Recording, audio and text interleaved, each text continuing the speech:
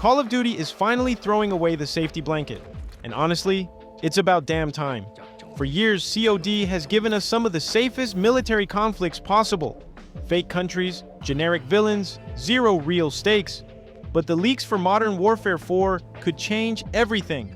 Instead of another made-up desert country, the campaign is reportedly dropping us into a fictionalized revival of conflict on the Korean Peninsula, with North Korea invading and players fighting as a South Korean soldier, and that instantly feels different. For a decade, AAA shooters have played it safe. Safe enemies, safe stories, safe profits. But now Call of Duty is allegedly stepping onto a geopolitical landmine. This could be the gutsiest move the franchise has made in years. Or they could be playing with absolute fire. Look, love it or hate it, this is exactly the kind of edge Call of Duty has been missing.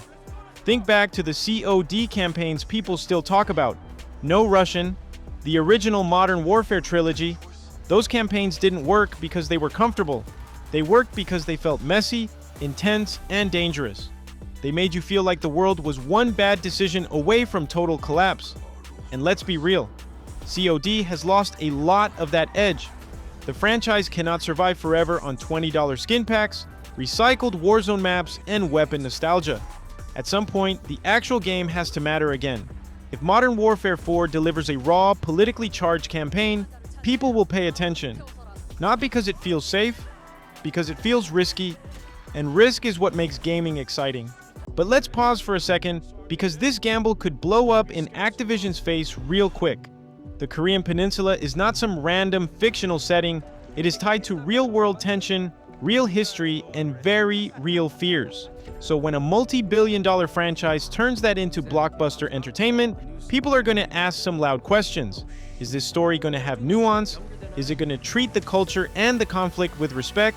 Or is COD just using real-world tension as a cheap backdrop for cool explosion cutscenes? That is a razor-thin line to walk, because there is a massive difference between being provocative and being reckless.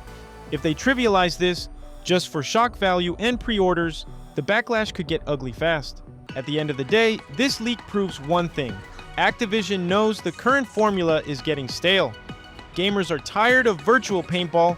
We want campaigns that actually grip us. Stories with tension, consequences, moral gray areas, moments that stick with you after the credits roll.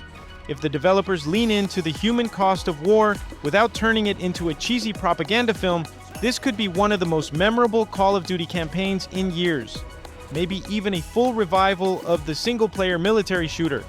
But if they miss, if it turns into a brainless Michael Bay clone using a serious conflict for cheap drama, this could become one of COD's messiest controversies.